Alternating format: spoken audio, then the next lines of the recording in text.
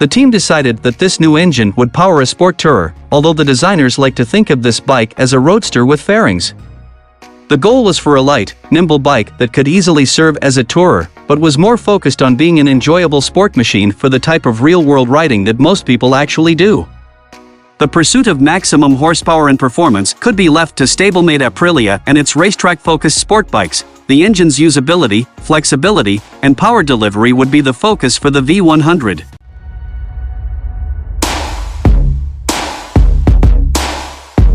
This aligns perfectly with the character that Guzzi powerplants have delivered over the years, rich with torque, the pulses of big twin pistons thumping in front of the rider's knees.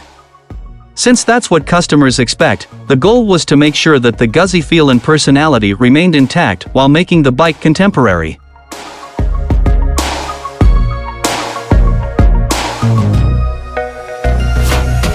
It shouldn't necessarily come as a surprise that perhaps the single most unique feature on the V100 is its rider aerodynamics. One only need walk a few yards inside the R&D building to stumble across the fighter wing-endowed RSGP MotoGP weapons of Alix Espargaro and Maverick Vinales sitting in the race shop and see the route that Aprilia has gone with its downforce-generating racers. In the case of the V100, the purpose is completely different. Instead of manipulating the air in an effort to keep near 300 HP race bikes from lofting the front wheel, the V100's goal is added comfort for the rider and passenger. Unfortunately for Guzzi fans, these new aero features are no longer developed in the company's Mandello del Lario wind tunnel at Lake Como. That facility still exists, but the ancient wind tunnel is no longer up to the task of helping to develop modern motorcycles.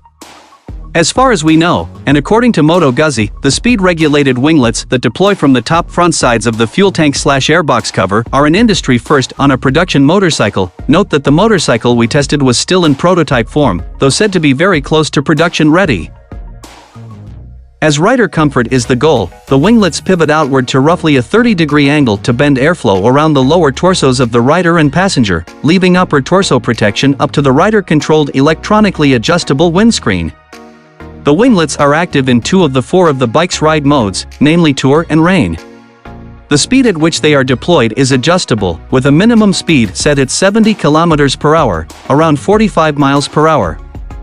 In the 2 other modes, Sport and Road, the wings remain snugged up against the tank.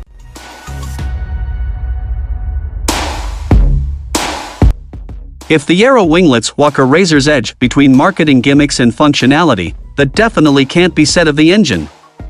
With a host of engineers who have spent years trying to extend the life of the air-cooled engines in the product line, backed by all the modern tech at the R&D campus, creating a fully modern interpretation of the longitudinal mounted twin wasn't as tall an order as one might think.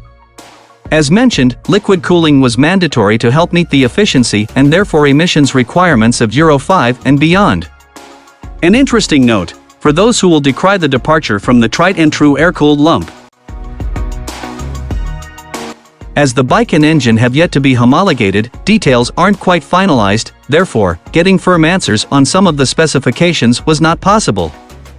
The engine's appearance is undeniably familiar, its silhouette instantly recognizable, but internally it's entirely new.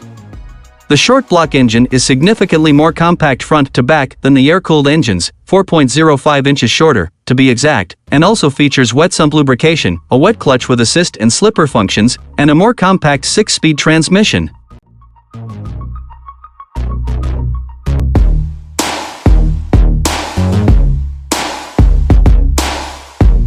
Bore and stroke measure 96 mm by 72 mm for a displacement of 1,042 cubic centimeters. The valve gear has chain-driven double overhead cams with finger followers actuating 4 valves per cylinder.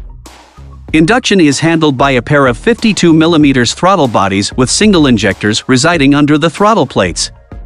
Power output is a claimed 115 horsepower and 77.5 pound-ft of peak torque at 9,500 RPM. That's about all we've been able to extract from Moto Guzzi on the technical specifications.